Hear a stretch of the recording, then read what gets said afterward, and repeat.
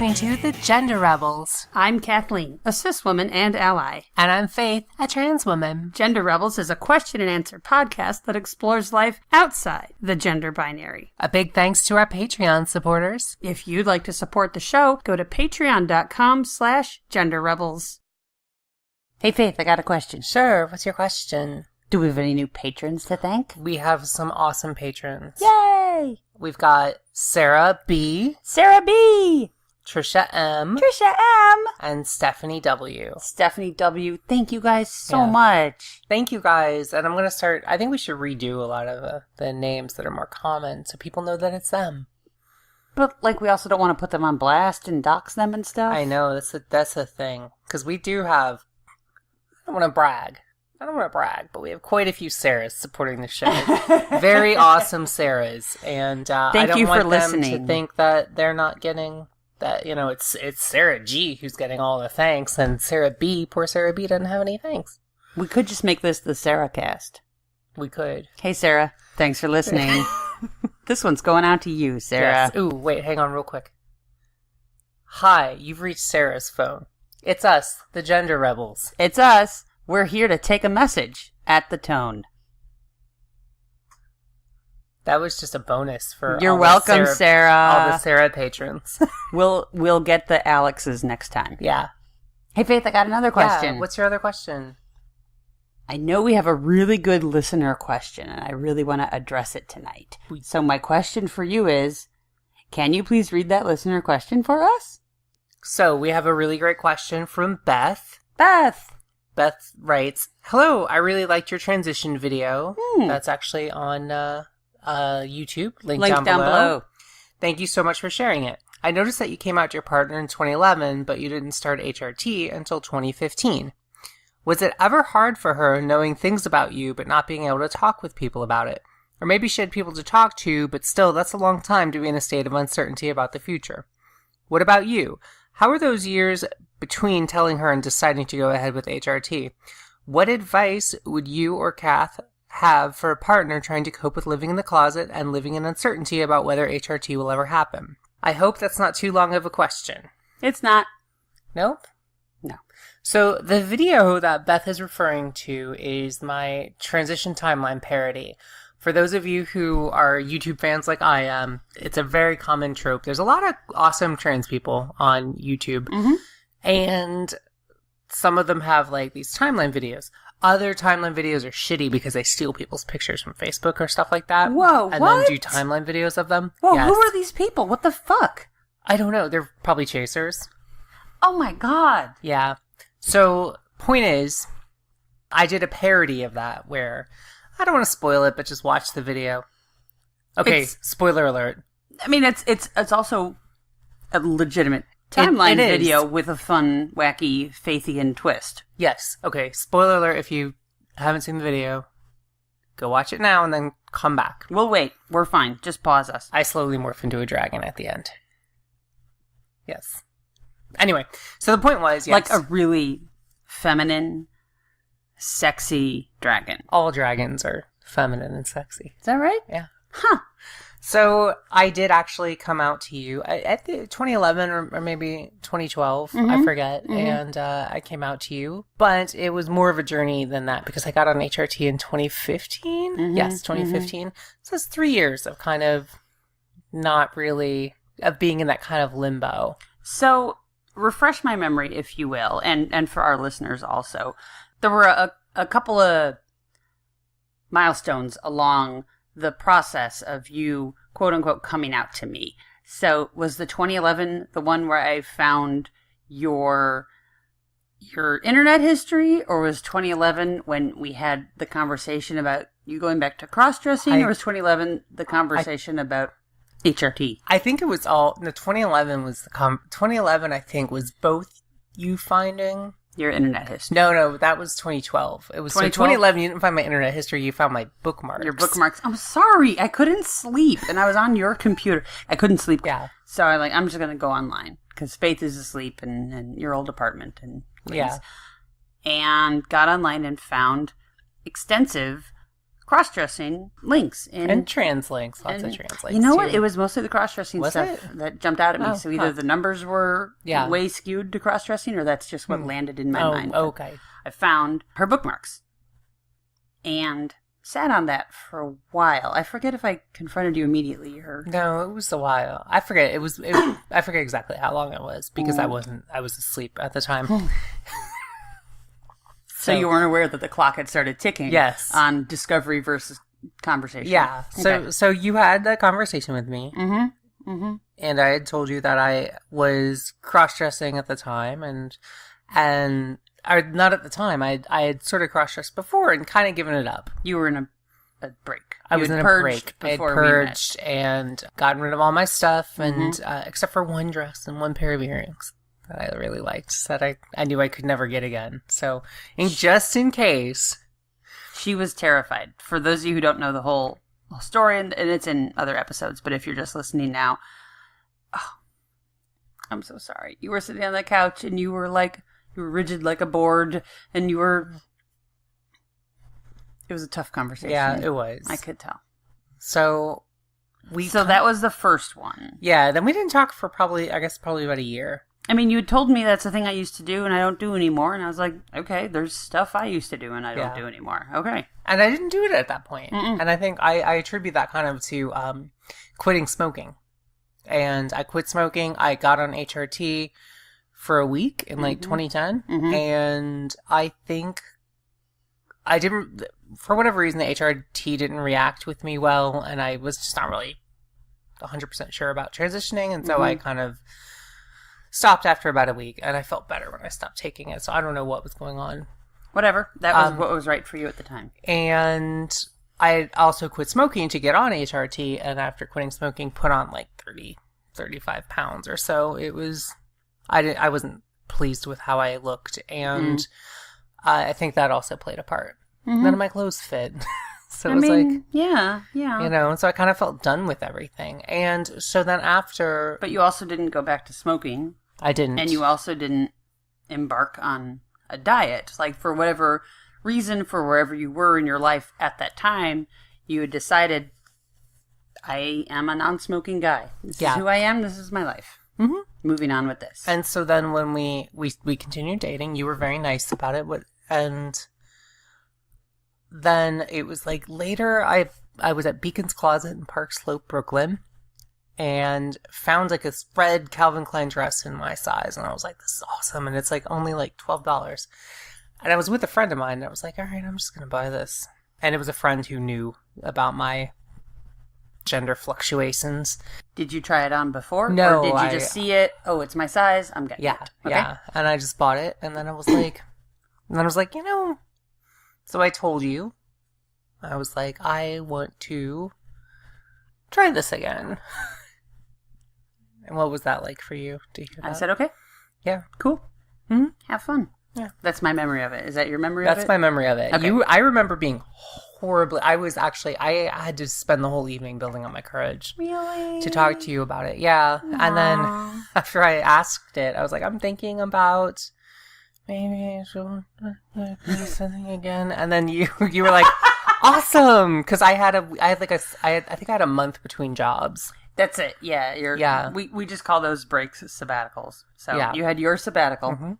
And you said, I was like, well, for my sabbatical, I am gonna take that time. I'm gonna take that month and go nuts. I remember you sat me down and said, I want to talk to you, or I want to tell you something like that. Yeah.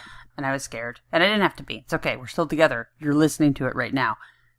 And she said, I am thinking about, during this time off, maybe trying the cross-dressing thing again. Does that sound like how you would have put it? Probably. It's slower and more terrified. Yeah. More breaks. Yeah. Let me get a glass of water. About halfway through that, and walk around the block. Yeah. 2/3 through that. Well, I'm going to make dinner now, so we'll get to the rest of this later. But. Yeah. Yes. That conversation was in this room as well, 4 feet from where we are right now. It was in this room. Yeah, so we were in the same apartment. Yeah, we lived together. We lived together at that point. All right. And, okay, what if I had been weird about it? Then you had a lease with me. I did. I wasn't gonna. Then I would have just not done it, I guess, and just sort of repressed and or done it in secret, like some people do. Yeah. Well, I'm glad you didn't have to. I'm also glad I didn't have to. Thank you. I'm so glad you're cool. Well, I feel bad. There was a thing, like the day of your last day of work at your shitty job, we celebrated. And I was hungover the next morning. And I wanted to call in sick. And you were really, really, really, really, really, really, really, really not happy that I wanted to do that. Yeah. And I feel bad, and I'm thinking, like, in retrospect, maybe because you were like, finally, this is finally the first day. Did you actually call in sick? I've been literally counting You did. I remember minutes. you called in sick, yeah. But you were so upset that I left the house this. anyway. I remember this, and I didn't actually do anything that day because I spent a while being terrified of you seeing me. Like I had a friend in Brooklyn who knew about me, and so I would I was like, oh, I could go over to her place and get dressed or something, and then Kath wouldn't see me. So I was terrified that if you saw me dressed up, you would then that would be real, and you would be like, well, screw this relationship, it's over. But I took my hangover to a coffee shop. Well, you did, and I recovered from a hangover in a coffee shop. I'm sorry. Yeah. I shouldn't have gotten shit-faced. I was celebrating your month of freedom and didn't know that first day meant a lot. Yeah. And I'm sorry. But then you were super nice. It's okay, you don't have to apologize. But you were super nice because before I wanted you to see me, you went to a coffee shop or a bar or something and had a drink or a coffee or something. And while I got ready, and then I went out and then hung out with my friend and then came back and then you saw me. I do remember the first time that I saw you. Yeah. And before I tell the story, it's important that everyone knows that I have a malfunctioning tear duct. And this is important because, in general, I'm always sort of swiping at my left eye, which is annoying. Thanks, Rocket. Which is annoying. And I've had surgery, and it's, better, but it's still sort of weepy, especially if it's windy or I have allergies or anything. So, I remember you standing in the foyer where I can't see you, and me sitting on the couch, and you calling out, "Are you ready?" And I said, "I'm ready." And you came in the living room, and I could see you, and I had to wipe a tear away, but it wasn't a crying tear. Yeah. It was a fucked up tear duct tear, and I was nervous about how you interpreted that tear. Did you I actually don't remember that? this. Okay, good. Yeah, because I wasn't crying. Okay. When I saw you so pretty, it was really it was left eye. You've seen me wipe my left eye a million times. So I did that, and you looked so gorgeous. Aww. And that was the beginning. That was, and so that kind of became a little more regular. Mm-hmm. We had a party. We had a party. We came out to people, and I just remember there was a friend of yours who you would have go out or have dinner with or something, and she was like, Faith is transgender, and what are you going to do when she transitions? And you were like, I don't think she will. No, she didn't put it that way. She said, what if Faith wanted to transition? And since you had never said it to me, I assumed you didn't. I'm sorry. That's okay. I completely dragged you through this unknowing. It's a process. Whatever. I don't care. I said, well, I don't think she does because she hasn't said anything to me. But if she did, that'd be cool. And the thing is, our friend asked me this 3 or 4 times. Yeah. So you were talking with her though, because she's queer and she's. I know I tried to, but in that particular case, we just never. Oh, okay. Connected over that, yeah. Okay, I feel like that you had that discussion which made her come to me with that question of how would you be if Faith wanted to transition? And I said, fine, but she doesn't. And I feel like I even recounted that to you. I'm like, Betty said the weirdest thing today. Not the weirdest, but she said, what if you wanted to transition? And I'm like, I don't know. I guess everyone's not as queer as you, Betty, because if Faith wanted to transition, she would have told me, and she hasn't. So guess we're pretty vanilla white bread. Sorry about that. And this is something... Anyway, I'm going to go to bed. Meanwhile, Faith is in the living room oh, fuck. This is actually something that I want to discuss. That is very important for people who are transgender to understand, and people who are cis to understand, and the partners of transgender people to understand, is that transition is such a huge deal. It's such a huge life change, if not the biggest life change you can make. Mm-hmm. And it's scary, and people are generally scared, and it's still kind of like a little bit in the freaky category for our society. At the moment. At the moment. In 2018, yeah. And so it's scary, and like, you just, for so many trans people like me, it was just an idea of like, well, if I don't absolutely want to go out today and start taking hormones and get surgeries and all this stuff, and if I can afford it, etc. If I'm worried about my job, if I'm worried about my family, whatever, then I must not really be trans. Because if I was truly trans, then this wouldn't, and no obstacles would even matter to me. Because then I would just need to jump right in. Yes. And because that's the only way I can be happy. So it's easy to perceive it as a binary. Either you are or you aren't. Yeah. You are trans or you're not. And if you're trans, that means you're talking to a doctor and you're taking hormones and you're looking into surgery and you're coming out at work and you're coming out to your family, you're coming out to your partner, and you're living that way 24/7. Yeah, and you have no compunctions. And you've no fear. No fear. No qualms. You recognize the risks and the challenges and you jump in anyway. Guys, listeners, this is sort of the true trans thing. Yeah. We got to do an episode on true trans. Capital T, true, capital T, trans, trademark, is that idea that everyone's known since the moment they were born. Everyone's been 100% sure. Yeah. Everyone's been borderline suicidal because of their dysphoria. That is just not how it is. I don't know the percentages. Maybe most people are like that. Maybe a fraction of people are like that. But of course you're going to be unsure. You live in a society that's telling you to not be this. Yeah. Every step of the way, you're told that's not okay. You don't do that. Boys don't do that. Girls don't do that. End of discussion. Of course you're conflicted. Oh my God. Yeah. Those kids who aren't conflicted have the tiniest bit of envy. I don't want to say envy, because often, like you said, suicidal ideation or self-harm can often be a part of that. And obviously, that's something I wouldn't wish on anyone. So as a trans person, trans. I would say not every trans person is true trans, obviously. And that's a kind of stupid myth. And hopefully, as we become more normal in society, that won't be like the ideal, and people won't be doubting. So I was doubting, seriously, and it's a tough decision. Of course. I did ultimately decide to try HRT again, and went to you on, it was the day after, no, it was like after, it was around Thanksgiving of 2015. I'm not sure when it was, but I know where it was. It was in a bar. It was in a bar, and it was in our regular neighborhood bar, and I forget what we were doing, but we had like a full day and of fun adventures, and it was like a weekend day and then weekend day, and then you and I had sat down of like this full day of awesome adventures, and then we sat down on our pints, and then there's a couch by the window, and if you can get that couch, then you win. That's awesome. Yeah. And yeah, we were sitting there, and the bar was empty. I remember that. It's weird. It's one of our favorite bars, but it's often empty. Maybe because they're cash only. The bar was empty.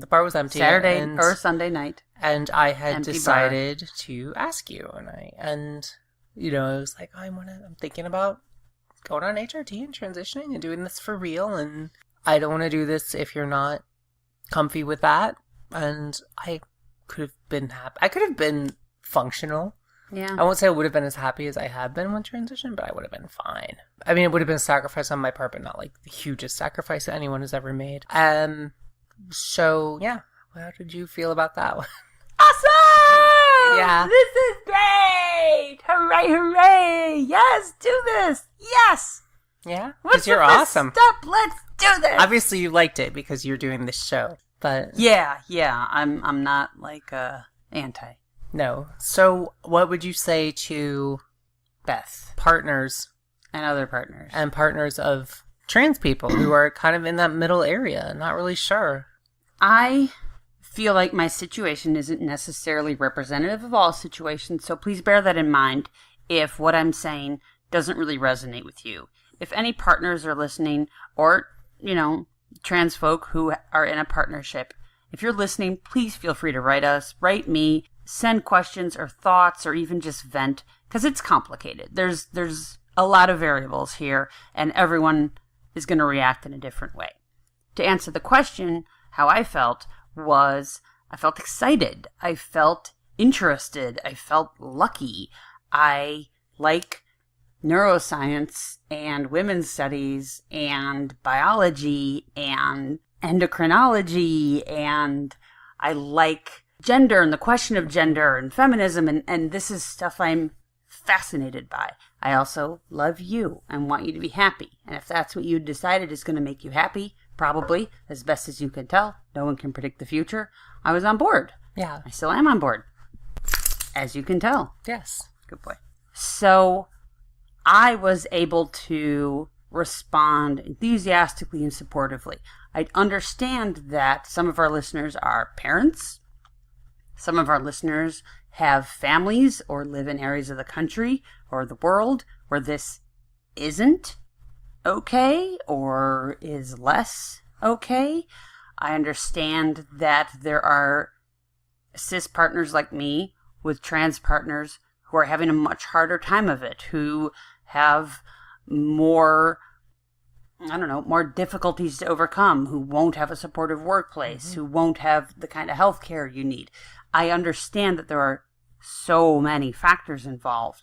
Our particular case, in a liberal city, where you have job protections and a health care plan, and I have a reasonably liberal family who would probably support me, and you have a sane family for the most part who would maybe probably support you. As it turned out, they were okay, but at the time we didn't really know. Like, we went into this with some headwind, Yes. We had some advantages, and that's not necessarily the case for everyone. So I was able to, I guess, indulge my interests and my love for you and my desire for you to be happy. We don't have kids. We're not in a church. Like, there's a couple of things that we just don't have to worry about. And boy, is that great. Mm-hmm. Oh, that's so great. That is. Some people have kids and like belonging to their church and live in areas that they love, but aren't necessarily default supportive of something like this. It's a whole different question, but ultimately it comes down to the two partners and recognizing the risks and the trouble that go along with it, and deciding to jump in, or deciding that, no life is perfect, and maybe remaining with your presentation of your assigned gender. Maybe that's just how it has to be. Everyone's got to make their own decision, and you are the expert on your life, and you got to make that decision yourself. That being said, as the partner, I'm glad I was able, and we were able to go ahead with this. But what if you're a cis partner and your trans partner's like, I don't know. I've got these feelings, but I don't really know what's going on. So that was the actual question, Beth's question. Thank you, Beth. Which was that time in between. Mm-hmm. That time in between that first, I'm thinking of cross-dressing, to that stepping to another entire thing of, I'm going to start HRT. That time in between where your partner is trying to decide, do I want to take that dive? Yeah. Do I want to move to that next step? And how, as the cis partner, how to be, what to think, how to help. And in that case, it's a matter of assessing your life situation. It's how unhappy is your partner in their cis presenting, assigned at birth presenting life. How much distress is that? How much dysphoria are we talking about? Not everyone is on the brink of suicide until they transition. Some people just have sort of ish dysphoria. Some people can get by with some cross-dressing and some nights out with the girls, and sometimes that's the best option. In other cases, it's gotta happen. And regardless of your career, family, location, kids, regardless of the situation, this has to happen. And in that case, the cisgender partner has to think about, your future. Like, do you stay together? Does the relationship continue? And I always bring this up, and I feel bad because it feels like such a downer, but I do want cis partners to recognize that sometimes You might love this person very, very, very, very much, but that might not be a relationship that can survive. You can't make yourself be gay. You can't make yourself be straight. You can't. This is the whole thing. If your partner changes gender, it's a very different relationship on the other side of that. So I don't want to judge anyone who chooses one way or another. I want you to trust yourself in making your decision about what to do in this situation. And that's what I would do, is trust yourself, assess your situation, what's going to be best. Yeah. What's going to be best for your family, for your partner, but also what's going to be best for you. Don't leave yourself out of this equation.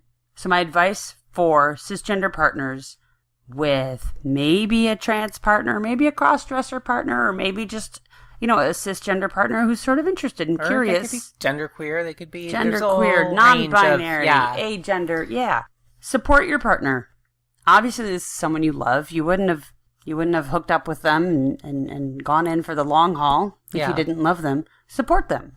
There's nothing wrong with what they're doing. But you do have to think about your life, your plan, maybe your kids, maybe your career, maybe your family, and keep that all in mind too. I wish I could give a really absolute black and white answer. No, it's a complex question. But there's a lot of variables in everyone's life. I would say just understand that your partner is probably not being wishy-washy. Your partner is probably weighing all these things in their head. And I would say if you're the trans person or if you're the partner, be open and communicate, because I didn't always do this properly, but just being able to explain to your partner that, like, yeah, I have these feelings. I think transition might be good because of X, Y, and Z, or I think transition scares me because of X, Y, and Z. And let them know. Let them be a part of this process. Let them understand, because honestly, transition is not something that happens for every trans person. And a lot of trans people do take a very long time, myself included, to figure this out. And that's not because people are being wishy-washy or don't know what they're doing or change their mind over time, or rather change their identity over time or who they are inside. It's because they're trying to figure this all out. So as that trans person or as that queer person in that relationship, like, be honest, be open. Let's share this discussion with your partner. Let them know what's going on in your head. If you feel safe having that discussion. Yeah, that's true.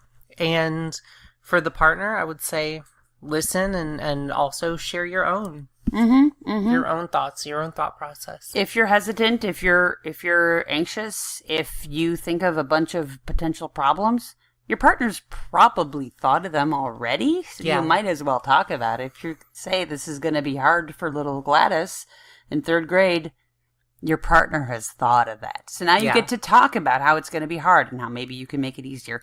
Don't hide your concerns. I don't know. My mother, my sister, my brother who's a priest might have a problem with that.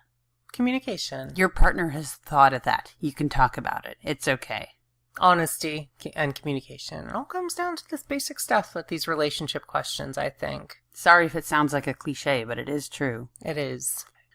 Well, Beth and everyone, I hope that addresses the question or the majority of the issues you brought up. And I would say also, you might want to check out our episode Part-Time, link right down below, where we also talk about a lot of the same, where we talk about kind of a similar topic. There's a little bit of Venn overlap and a little bit of expansion in some other areas that you might find helpful. Because in a lot of cases, that uncertainty is partnered with part-time, where you can be out to some of your friends, but not to your family. Or you can be out to some of your coworkers, but not to your boss. Things like that. The part-time episode will be helpful with just dealing with that in-between zone. Whether that means transition's going to happen or not, whatever. But in some cases, some people will know about you and some people won't. And how to navigate that. Yeah. So thank you for the question, Beth. Yes, Beth, thank you so much. And thank you to all our patrons. Yeah, guys, thanks for listening. All right. We'll talk to you next time. All right, everyone. Bye.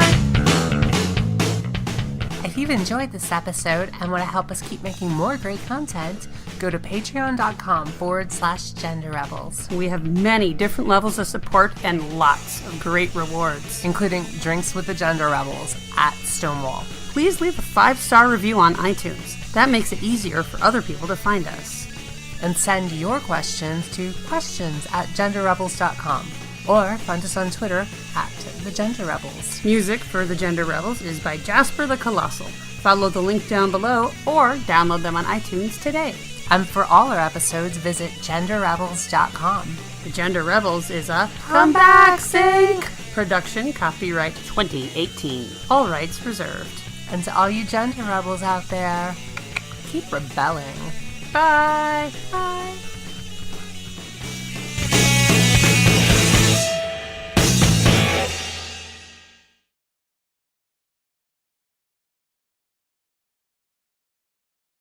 Can you please read that listener question for us? While Faith looks up the question, Do you want to put that thing the answering machine message at the end? I think that would be a funny return. We can do both at the end, or we can do this wacky song. Wacky. I'm more into blues. Okay, I'm actually not into blues. It's very sad. Better than jazz, genre. though. Yeah, anything's better than jazz. Well, modern country. I don't want to have to pick. I don't want to have this conversation right now. Okay, fine. We have a really great question from Beth. And for our listeners also, there were... Screw up. Is your thirst slaked now? Okay. Yes. There were a couple of